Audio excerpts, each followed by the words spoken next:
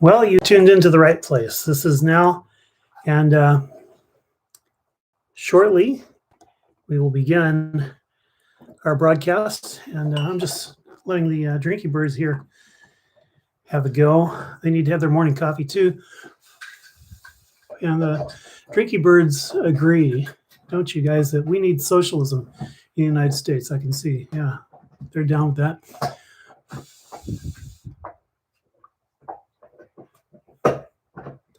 Was just reading up about drinky birds, their heat engines. And there was a Chinese toy that worked on this principle. It was exactly the same thing, I think. And Einstein saw them when he was on a trip in that region and was fascinated. Did you know that?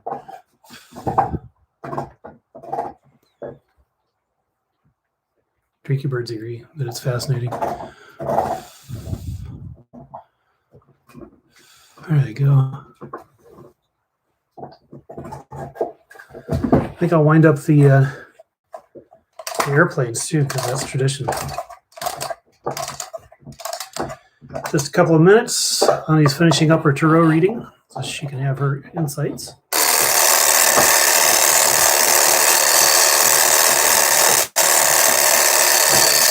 And the other sound you hear is my dog gnawing his bone. Man, he loves that bone. Yes, he does. Oh, hello, cat. Out of my chair, cat.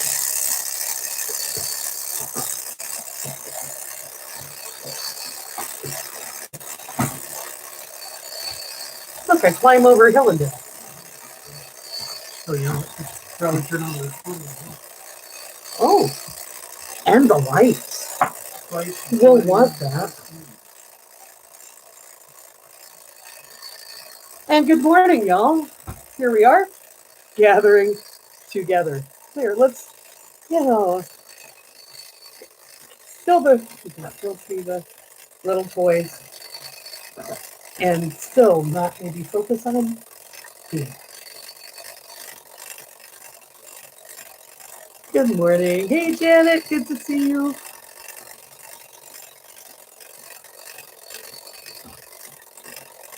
Ready? Just about, yeah. What about maybe not having the dog see the bone? Hey, you want to go out here? Come here, John. Let's go out here with the bone. Come on. Let's go out here. Here's the sound of dog happiness. Come on, here. Come on, baby. Yeah. Go. Good boy. Come on. Good boy. Yeah, look, the bone over here. Yeah, only room for your bone. All right. I think we're good. All right. I'll just take the tin toy off. I'll pour out this drinky bird stuff.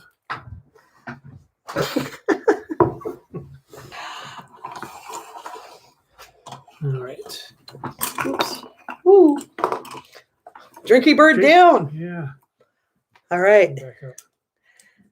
Hey, John. Hey, Janet. It's nice to see folks this morning as we get going here on This Is Now.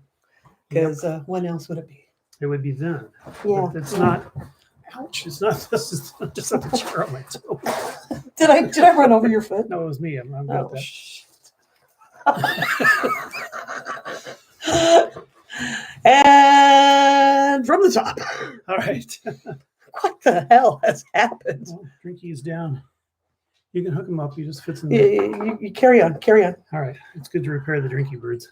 I'll get to this. Good luck. There to we go. Functioning drinky birds. And we're good. Okay.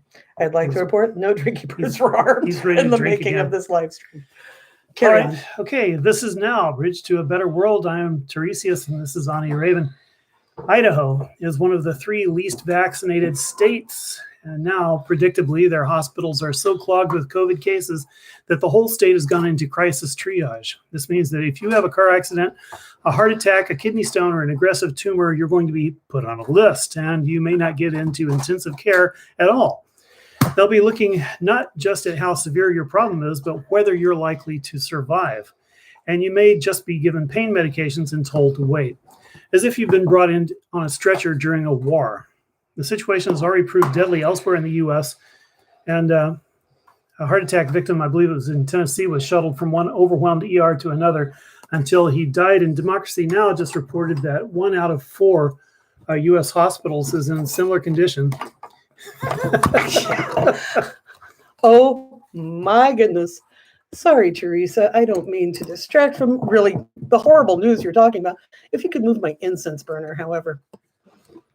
This is what happens when you use your altar as your live stream studio. Oh, look, I've knocked my candle over. Okay. All right. All right, we're good. We're good. And we're good. We're in an altered state. Authorities in the Canary Islands have declared a yellow alert Sorry. for the island all of La about the Palma. The island consists of a volcano and its environs, and 700 small quakes have been detected on its shores over the past week. The quakes are so far all under 4.0 magnitude, but are at a shallower depth than previous quake swarms. Helium-3 has been detected as well, and the combination of data may indicate rising magma. So you may ask, why are these little earthquakes significant? Well, the Canary Islands sit above an unstable undersea slope that has the capacity to create a disastrous tsunami versus the U.S. East Coast and Great Britain, should it slide down. From Radio Havana, Cuba, Israel has pounded several locations in the besieged Gaza Strip days after 6 Palestinian inmates managed to escape from a highly fortified Israeli prison. In a statement, the Israeli military said that it had struck several locations in Gaza in the early hours of Saturday, adding that the aggression came after a rocket from the blockaded enclave was fired toward the occupied territories late Friday. There were no immediate reports of injuries or damage in Gaza. Earlier, the Israeli military claimed that its so-called Iron Dome system had managed to intercept the Israel-bound rocket, which sounded warning sirens in the Eshkol region near the borderline with the Gaza Strip. However, local residents in the region reported hearing several explosions. Palestinian media earlier reported that more than 10 rockets had been fired from Gaza toward the occupied territories. And just as a footnote, I want to say it's a terrible situation. And I am a very pro-Jewish person. However, I am very anti-Likud. I suspect that sort of reporting, it may have been Radio Havana's reports on Gaza that got us kicked off Facebook, but of course, we don't know. They won't tell us. Because they're Facebook and they don't have to. Yeah. But that's a whole nother thing. So, as you probably noticed, we are on the cusp of an event in Washington right now. The September 8th Justice for J6 rally. And what they mean, this is MAGA heads getting together to confront the Capitol again about January 6th. And it's part of the effort to promote January 6th as a harmless, tourist-oriented protest that was unjustly attacked. And probably you know the whole mythology by now. And it doesn't matter. It's the new narrative that the, radical alt MAGA head right are trying to spin.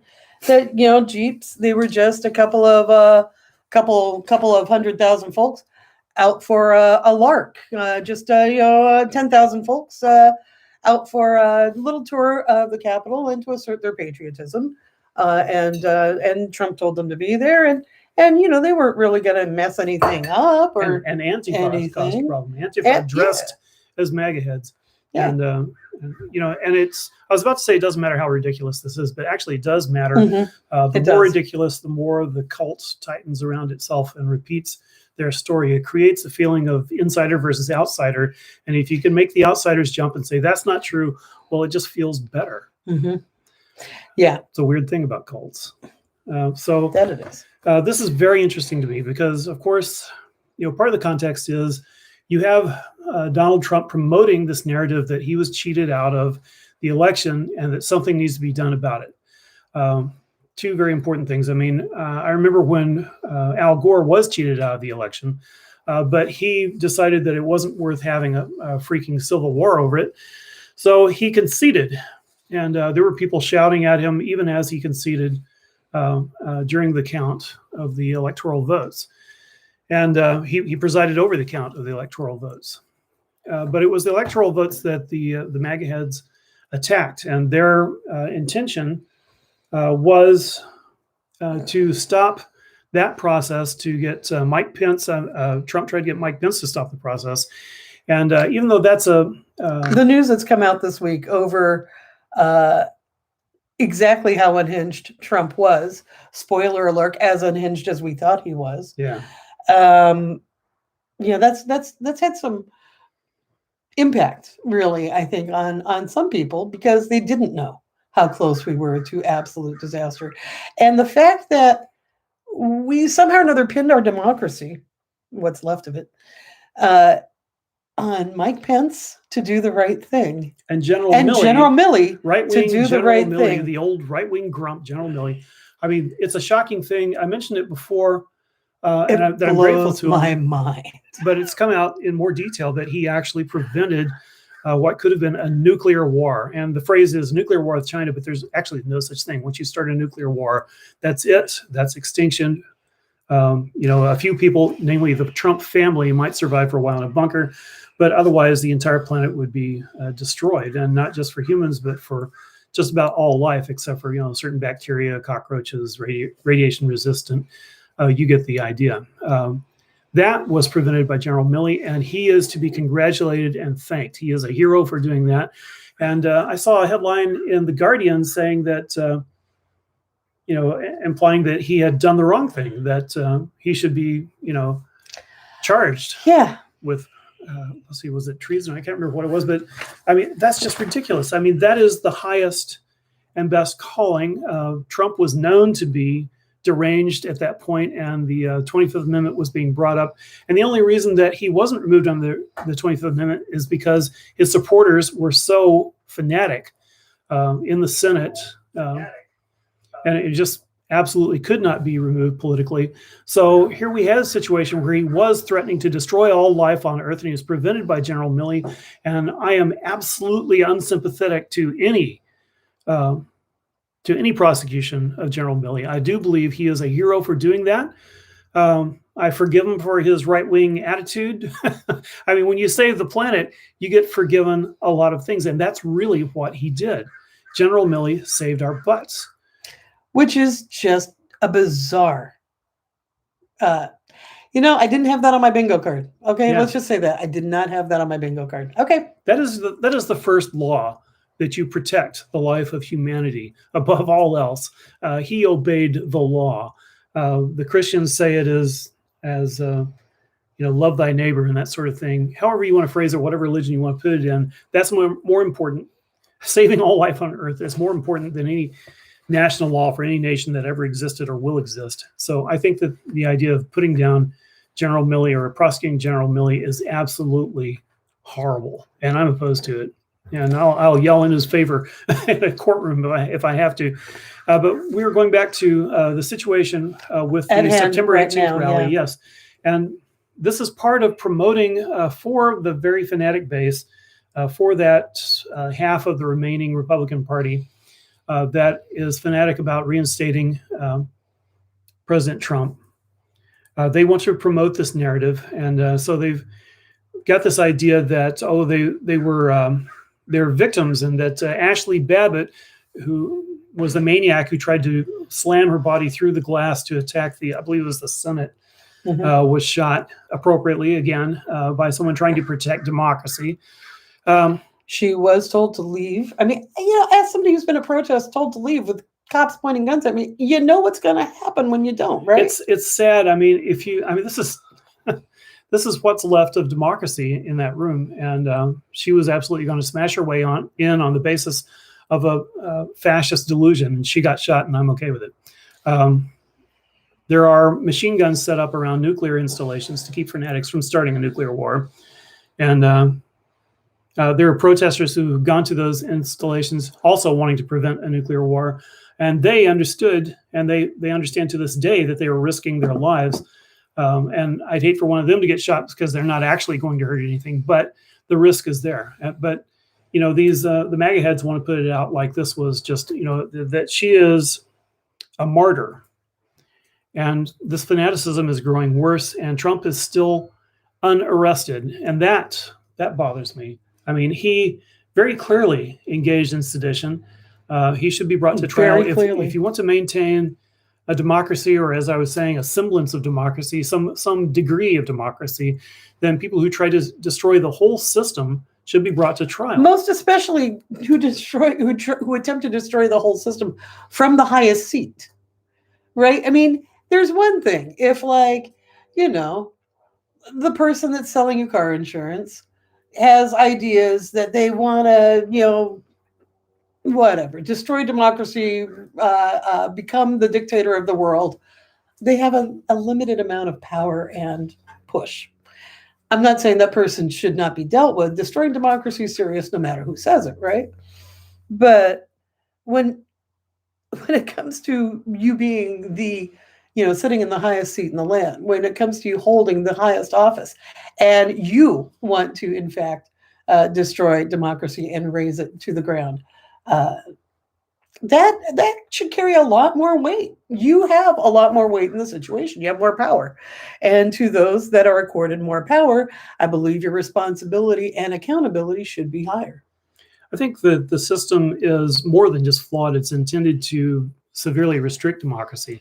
That's all that we had. And then in the mid 80s, when I was much younger, I made a decision openly and with my friends not to take a violent route to institute political change. At the time, we were concerned with the horrific death squad regime that the U.S. was promoting, financing, and directing in Central America, and also with nuclear war and with general imperialism of the United States. And we asked ourselves, was it moral really not to undertake whatever was the most effective method to bring down a system like that? Mm. And we had a lot of discussions about it. We were very serious. We were thinking about creating an armed group and learning how to undertake military actions. And we decided not to for a number of reasons, but among them was the fact that it was unlikely to be effective. But the other is just that, once you start down a violent path, you don't know where it's going to lead to. And it's hard to justify to yourself, actually undertaking something that might kill or maim some other person. So we decided that we weren't the persons to do that, and maybe it shouldn't be done at all. But if we had been confronted, if we had taken that path and been confronted for our violent actions, we would not be whining, saying that we were just heroes and that someone else did it. That's what the right wing does. And that's what they're trying to pull off with this Justice for J6 rally.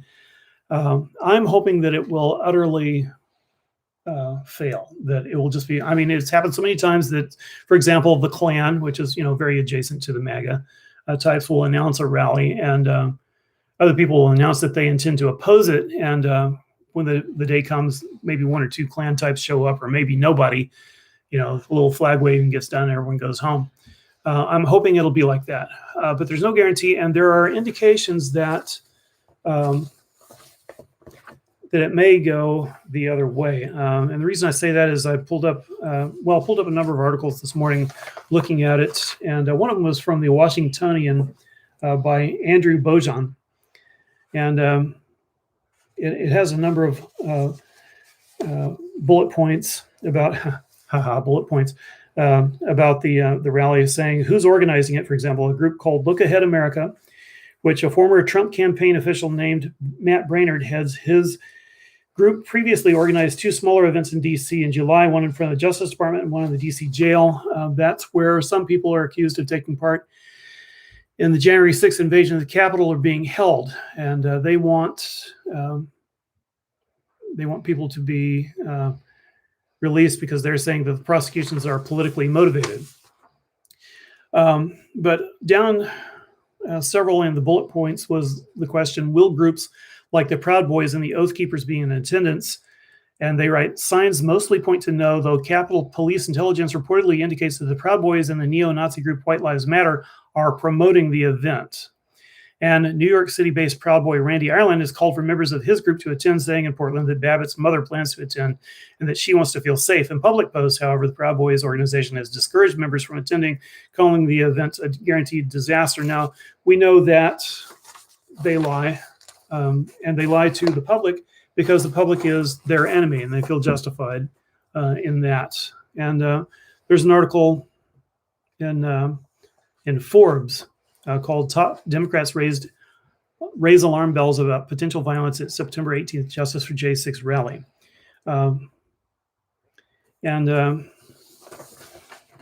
Under its key facts, also in bullet points, it says Senate Majority Leader Dick Durbin told Forbes he is very concerned, and I just want to emphasize this is the Senate Majority Leader. This isn't some Yahoo or a minor official. This is Dick Durbin told Forbes he is very concerned about a repeat of the violence that gripped the Capitol on January 6th after blasting the planned rally in a floor speech as, quote, another gathering of violent white nationalists, end quote.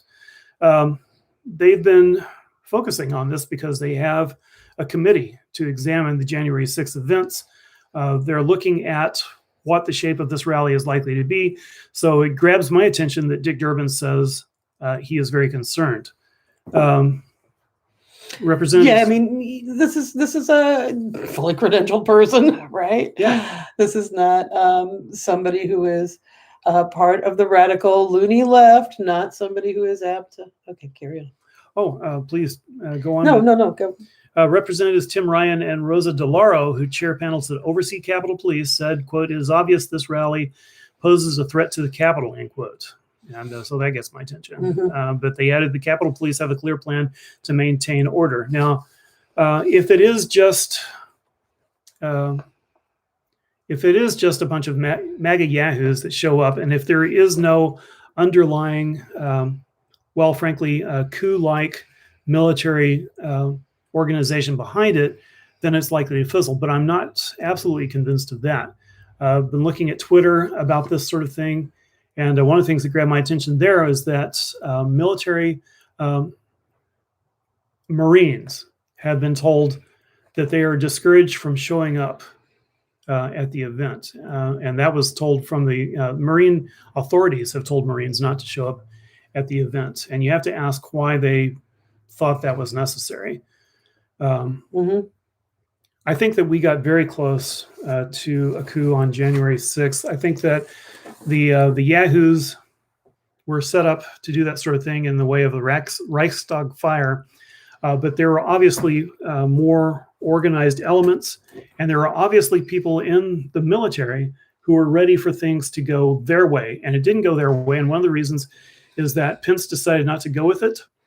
And frankly, that Babbitt was shot and the protesters were repulsed from, and there are other little events like the grabbing of the actual ballots. The ballots were preserved from the coup attempt from the insurrectionists.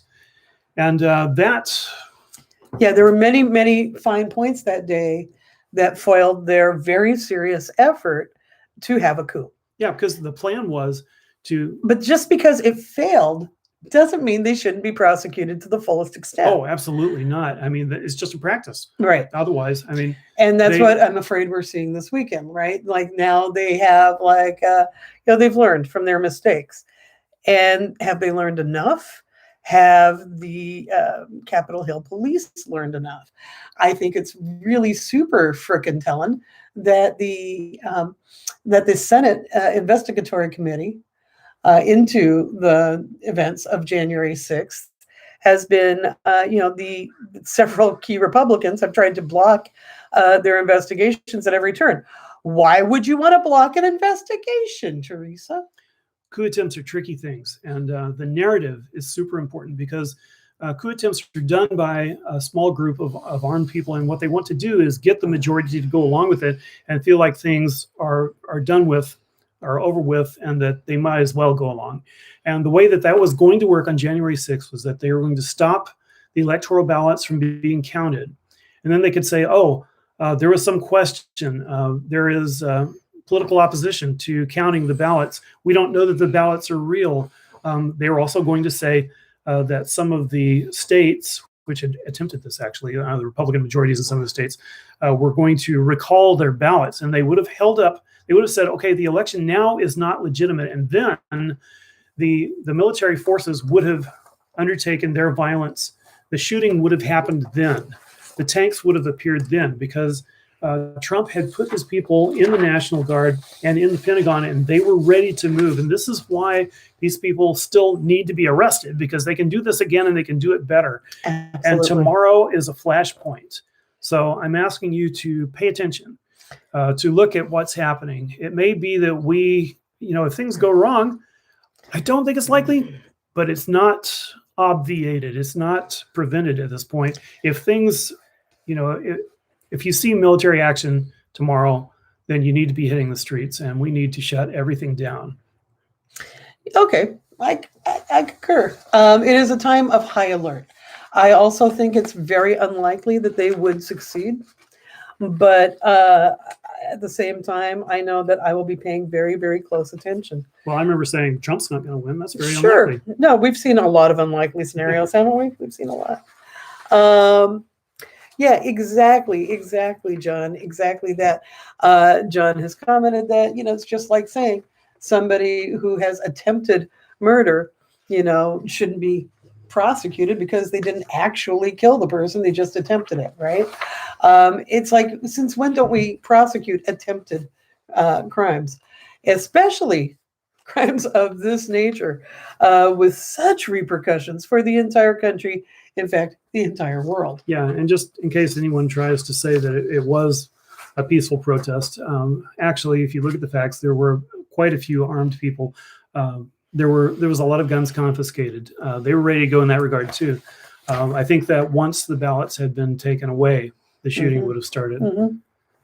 Yeah, and the fact that now we have the quote that will live in my mind forever of Trump saying to Pence, "But wouldn't it be cool if you had that kind of power?" Yeah, I actually did I don't say want to that. be your friend anymore if you don't. Oh God, it's all so fucking creepy. And he's Fucking still hell. not arrested. I mean, he's going to run for president too. And so it feels like it's just a matter of time before they succeed, because they have so many things in place. They have gerrymandering, they have poll restrictions, they have poll closings, they have intimidation. And they also have the sense of outrage now that whenever they naturally lose, an election, they have their immediate go-to of "it was rigged, it was stolen, everyone defend, your vote was stolen," Like the like they governor's had race. ready to go In in California, but the recall effort was so overwhelmingly defeated that they couldn't go with that. But expect that. That's their go-to from here on out. Every stupid election they lose, they will be crying fraud and demanding justice and storming the buildings. And to get Trump in 2024. Until it works. Yeah, and to get Trump in 2024, they have set up the state legislatures, which are controlled by, many of them, most of them are controlled by Republican majorities. And those state legislatures will not approve ballots that do not put Trump back in. Sounds anti-democratic, and it is, but these are the laws that they are passing, that they can just decide that their election didn't go the way that they wanted, and that they are going to send all of their electors to Electoral College to vote for Trump. Basically, the motto of the Republican Party right now is "fuck democracy. We're for white supremacy and minority rule." That's where they come from. Is it time to change topics, do you think? Go right ahead. Okay, well, President Biden speaking this week to promote the $3.5 trillion relief budget. And that's not such a change of topic, because the pseudo-Republican mansion is preventing this so that the Republicans can say, "Oh, the economy is screwed, so you need to put Trump back in." But anyway, Biden said the data is absolutely clear. This is a quote. "Over the past 40 years, the wealthy have gotten wealthier, and too many corporations have lost their sense of responsibility to their workers, their communities, and the country," end quote. And so that kind of made me balk, because responsibility to the community, corporations, these things don't go together. Weird, huh? But that's how corporations used to be chartered. And so I want to say a few things about corporate charters, and this is from reclaimdemocracy.org. Initially, the privilege of incorporation was granted selectively to enable activities that benefited the public, such as constructions of roads or canals. Enabling shareholders to profit was seen as a means to that end. The states also imposed conditions, some of which remain on the books, though unused, like these. Corporate charters, licenses to exist, were granted for a limited time and could be revoked promptly for violating laws. Corporations could engage only in activities necessary to fulfill their chartered purpose. Corporations could not own stock in other corporations or own any other property that was not essential to fulfilling their chartered purpose. Corporations were often terminated if they exceeded their authority or caused public harm. I think that death penalty needs to come back. The corporate charter termination penalty. Yes. Yeah. Owners and managers were responsible for criminal acts committed on the job. Really? Yeah, sometimes like double or accountability. triple. I mean, if they use their corporations, they use their collective power and really, viciously screwed things up, then they could be held for double and triple the damages. As opposed to right now, you have limited liability corporations, which are set up to prevent having to pay your debts. And that is, in fact, why you set them up. Yeah. Limited liability. Yeah. Corporations could not make any political or charitable contributions nor spend money to influence lawmaking. And that is the opposite of what we have now. We have a fully owned corporate Congress. Indeed. So things used to be different. And, at that time, President Lincoln was actually reading an influential writer who had been printed in the New York Times. He was called Karl Marx. Throughout the 1800s, especially after the Civil War, under pressure from industrialists and bankers, a handful of 19th century judges gave corporations more rights and property than human beings enjoyed in their persons. Does that sound familiar? Right-wingers just go up and screw things around outside of the public eye. The biggest blow to citizen constitutional authority came in 1886. The U.S. Supreme Court ruled in Santa Clara County versus Southern Pacific Railroad that a private corporation was a natural person under the U.S. Constitution, sheltered by the 14th Amendment, even though that amendment had been written and ratified in 1868 to protect the rights of freed slaves. And it requires due process in the criminal prosecution of persons. So now corporations are persons, and all of those rights apply to corporations. Following this ruling, huge, wealthy corporations were allowed to compete on equal terms with neighborhood businesses and individuals. The Supreme Court Justice William O. Douglas wrote 60 years later, quote, "There was no history, logic, or reason given to support that view," end quote. Once corporations were legally defined as natural persons, they automatically were endowed with the same Bill of Rights as human beings, and so came to possess and then exploit with devastating consequences the same rights of the freedom of speech and ability to participate in elections and lobby elected officials. And so here we are in 2021 bizarro world, in which trillion-dollar corporations like Amazon or General Motors can pay zero federal income tax, as was the case in 2018 under the Trump tax cuts. They have their ways and means, and I've detailed them, on various programs over the years. They have offshore havens, and Byzantine dodges, but it really doesn't matter in the details. They're able to do this because it has long been decided that the rich have special rights. And that is America's motto: the rich have special rights. So whereas it's nice to hear the president acknowledging that the wealth is wrongly distributed, I can't imagine that the super wealthy at Exxon or Facebook, et cetera, will just sit still and let this sort of challenge go through. I mean, they're too busy sending themselves into space, right? Yeah, I mean, they have a different agenda. And in fact, they have their Horatio at the gate, Senator Manchin, a Democrat in name only, preventing the majority rule in the Senate and blocking the bill. He has various excuses, but it's clear who butters his bread. It's come out that he is absolutely a lackey of the big corporations, of Exxon particularly, and they brag about it. He won't budge on this, nor on the filibuster. So we will continue with the golden rule, U.S. version, which states that those with the gold shall rule. I want to take a little journey through corporate ills. Everyone watching this knows, right, that corporate dominance really is the nexus, or one of the main nexon, I don't know, to our current situation, our current, our concurrent emergencies. So when Melody Silverwolf and I first started Positively Revolting, the talk radio show that we began in '94, one of the topics we hit on the regular was something we called the octopus. The octopus was if we could get at that thing, because we figured the revolution kind of needed to happen. Social change needed to happen. The world needed to evolve. We had a limited amount of time. We were really concerned about climate change. We were really concerned about toxins in the environment in general. And we were really concerned about the state of our democracy and the state of our rights within it. So we decided we didn't have a lot of time to chase these issues individually, that there had to be something that was underpinning. There had to be something that supported this whole rotten structure. And we figured out, and I don't think we were alone in this, but we sorted it and decided it's corporate dominance, it's corporate rule.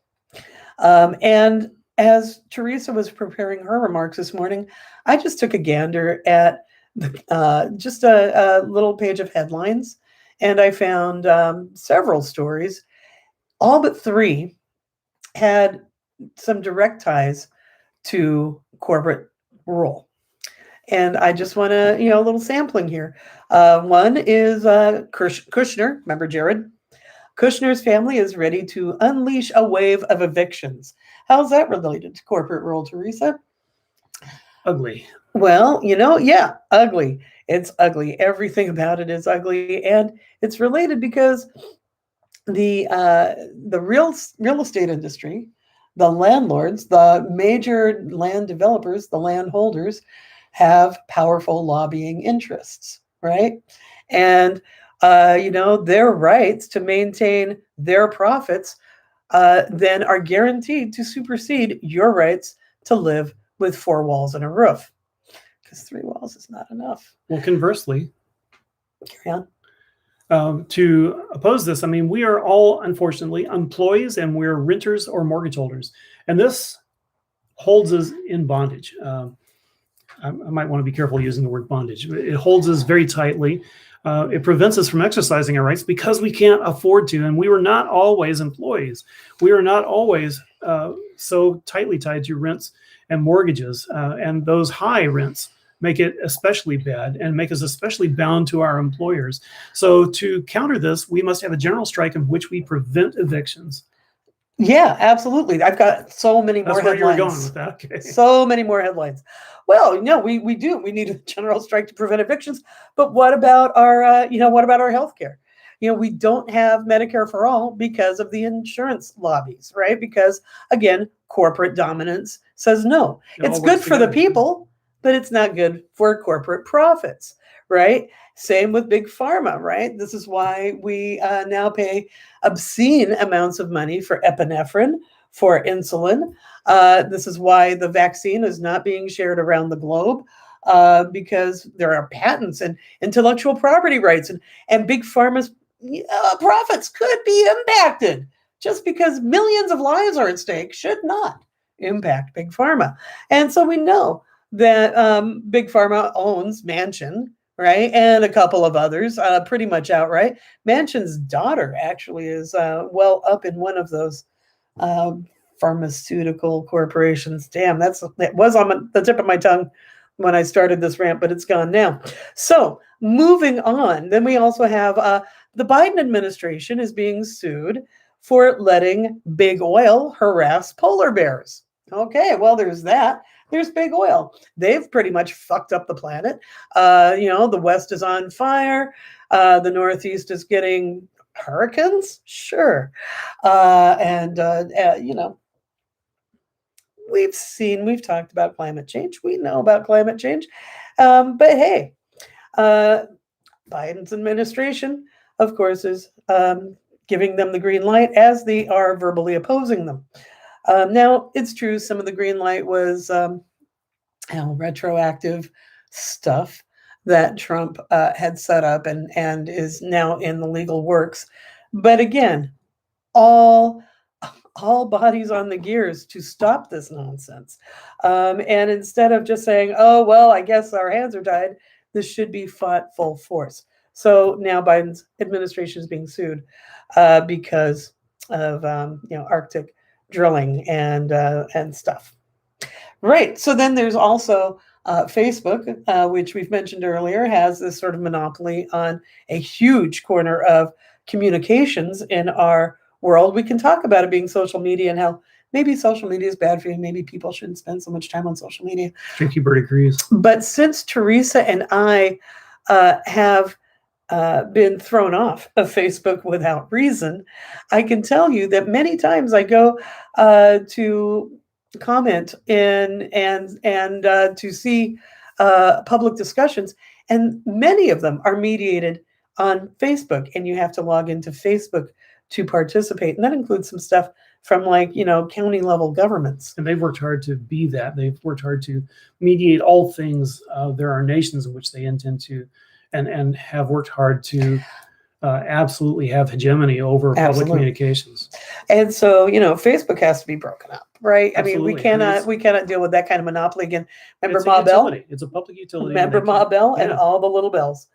Okay, so there's that.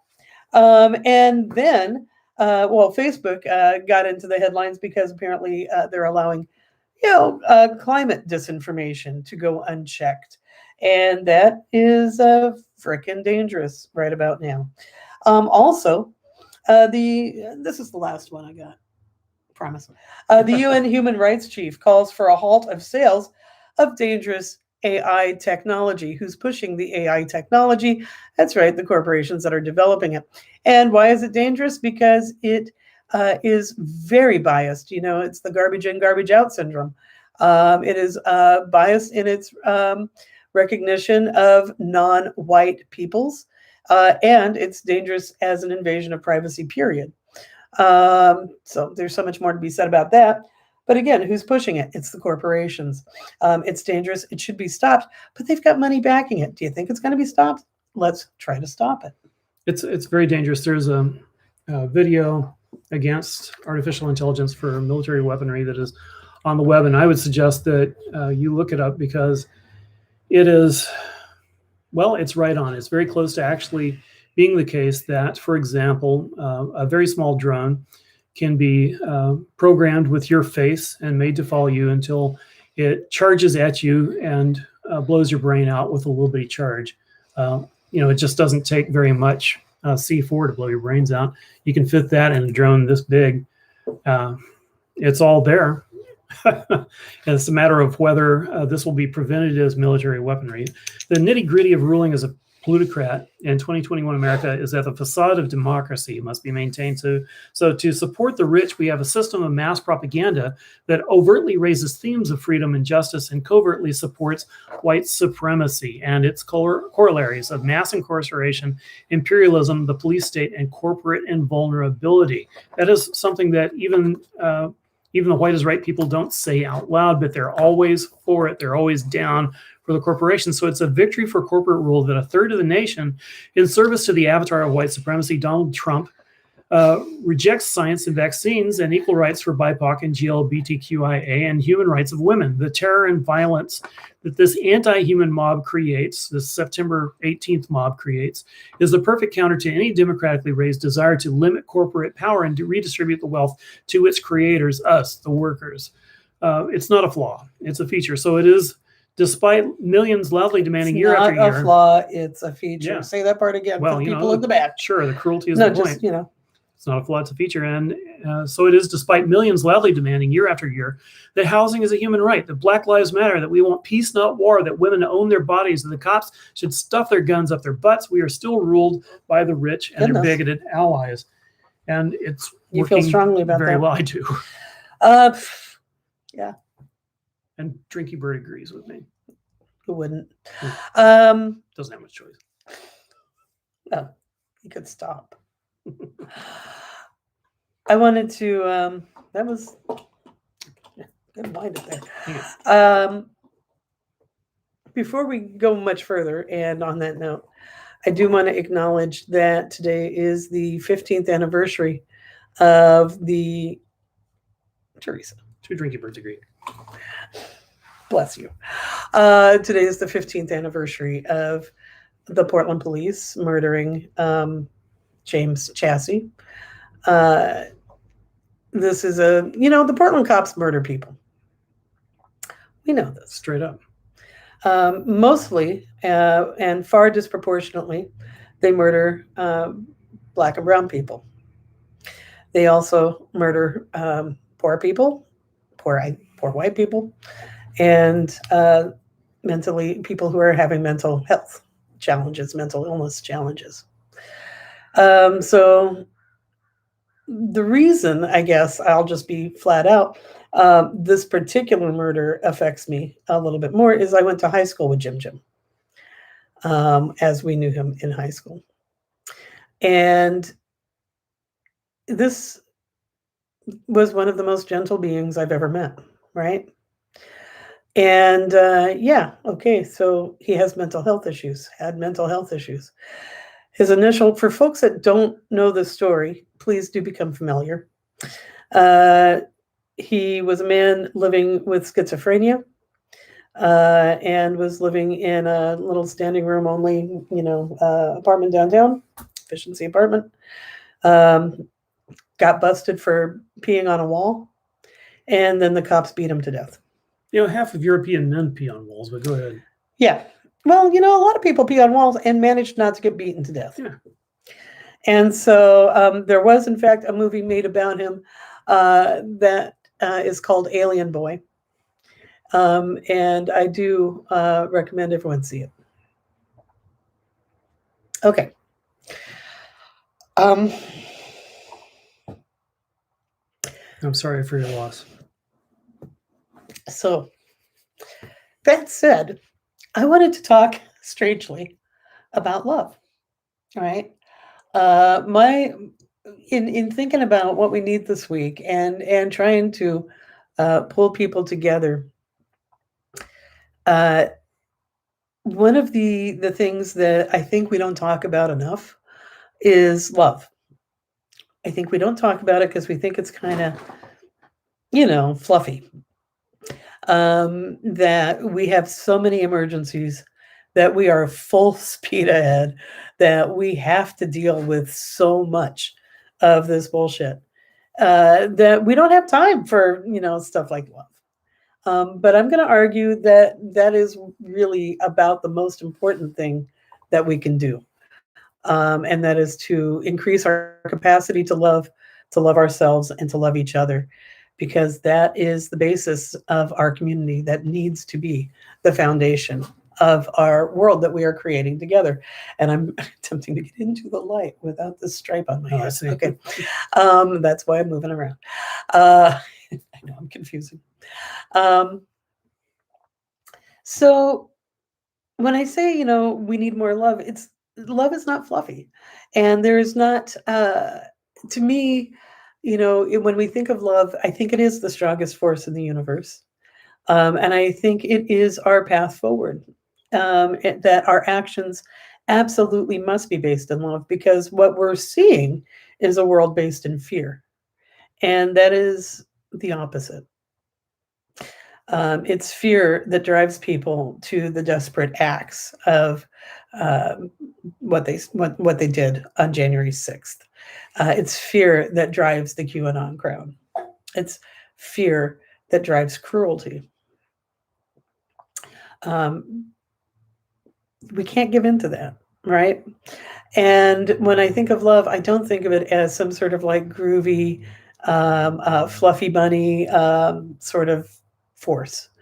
Think about the love think about the depth, the intensity of the feeling of love that you have for your partner, or for a child that's in your care, or for your parents, or for a sibling, or your comrade. Think about the depth of love you have and what you would do to defend them. Think about that ferocity that the mother bear exhibits when her cubs are threatened, right? Think about how what that feeling. It's not fear that comes up when there is a threat to someone that you love dearly. It's not fear that comes up. There is a righteous anger and a knowledge that you will defend, because it is all there is, right? We need love to unite us and to make us strong. We can't give in to fear. Fear makes us weak. It hollows us out. It makes sure that there's just nothing left to give. It depletes us. We can't do that. So, increase our capacity to love, hold each other dear, check in with each other. We've been isolated now for so long in this new pandemic world. And maybe we'll get out of this new pandemic world sometime in the next year. It could happen. But let us please reach out, even virtually through the internets, through whatever, and connect and build our capacity to love each other, and to build tight community bonds. We need each other, and that actually needs to be the basis of the new world we build together. We need to make corporations irrelevant, right? We need to overgrow this system so that we can, in fact, get about the business of developing community-based economics, community sustainably based economics that are based in fairness and cooperation and not exploitation of each other in the land, so that we can care for each other with our healthcare, so that we can set up cooperative clinics, so that we can, in fact, engage in a gift economy, so that no one has to be stuck doing bullshit jobs that no one wants to do. Because most of those don't actually need to be done. They're just a part of the incredible waste of the capitalist system that, chews up the Earth's resources, as it chews up our lives. I agree. I mean, living as an employee, paying rent, is just perverted. I mean, it's not the natural way of things. So on with it. That's what I say. Increase our capacity to love, increase our capacity to dream big, and let's make the world new. So with that, shall I get on with the tarot reading? Let's do it. To row your boat.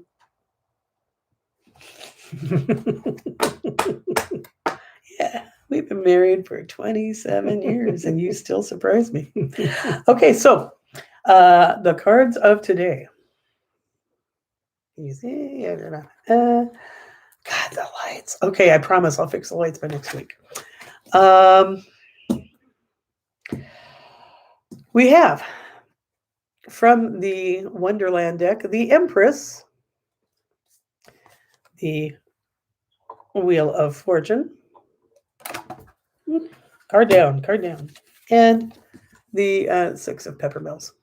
Okay, so this is actually a much more hopeful vibe than the last few weeks have been. So I'm happy about that, right? The way I do collective tarot is because there are potentially, 5 of us right now, 5 of y'all right now, but potentially scores of people by the end of this week could be watching this. And this is not really a personal tarot for each and every one of us, but more about the vibe, the energy that is out there in the universe this week. It's sort of the predominant winds, the prevailing winds, if you were. And so this is the energy that is supported this week. And it's good. The Empress is a card that speaks about really having everything you need already.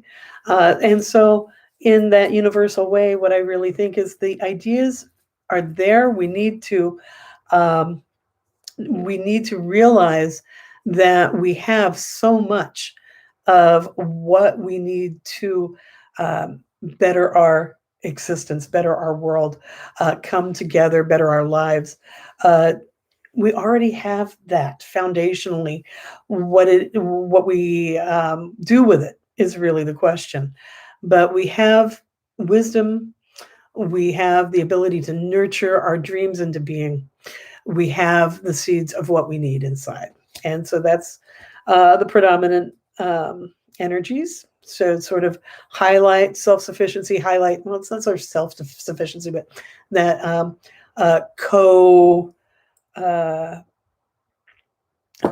what's the word? Help. It's not codependent. The integrated reality. Okay. Cooperative. Cooperative's good. I'll take cooperative. Interdependent. That was the word. It's an Interdependence Day already. So then we have the Wheel of Fortune, right? The Wheel of Fortune is all about fate. And so understand that as quirky things happen, and of course they're going to, because where are we? When are we? When quirky things happen, roll with it. Understand that there's only so much one can do, but that the hard work we put in does actually make a difference. That there's some of that you get in what you put, you get back what you put in energy here. But there's a lot to do with fate as well. I love this deck. This is the Wonderland deck, and you'll notice everyone gets invited to the party of fate. Everyone's at the Wheel of Fortune. Okay. And then the Six of Peppermills. And the Six of Peppermills is, really about triumph. It's about rewards paying off from hard work. It's about your expectations being achieved. And so again, not on necessarily a real personal level, but the vibe is very positive for this next week. It is uplifting efforts. It is affirming that that really putting in good effort is not going to be squandered, is not going to be wasted. That we make, to an extent, we have what we need within us, within our wisdom, and within our interdependent communities to get some evolution going. And we can, in fact, turn that wheel of fate. We can evolve. That's what I got. All right, then. Well, once again, I want to ask you to actually, I would like to ask you to maybe set an alarm and check Twitter in the morning or whatever news source you prefer for immediate news and see what's going on with the You're talking Justice about tomorrow. for J6 rally. I think this is a good time to be alert. And I'm hoping that the failure of this will add to the fizzle generally, and that the MAGA phenomenon will continue to dwindle. I suspect that some of them are feeling rather desperate at this point. And any movement with millions of people, there could be things going on with hundreds of people, and we just don't know. So it's worth paying attention to, I do believe. I would also like to ask you, if you don't mind, to I know that some of you have already done this, but if you could spread the word of our little podcast here. We'd like to do our work, and it feels like duty to me after all these years, and probably to you too. Yeah, well, it's what we do. Broadcast for decades. It's what we do. Yeah. So please do subscribe to our channel. This is now Bridge to a Better World. Like this video, share the information that we exist, and help us grow this thing. Also, strangely enough, I'll just go ahead and start my shameless self-promotion now. Oh, yes, please do. I have started a Patreon page for folks that would like to support me, and my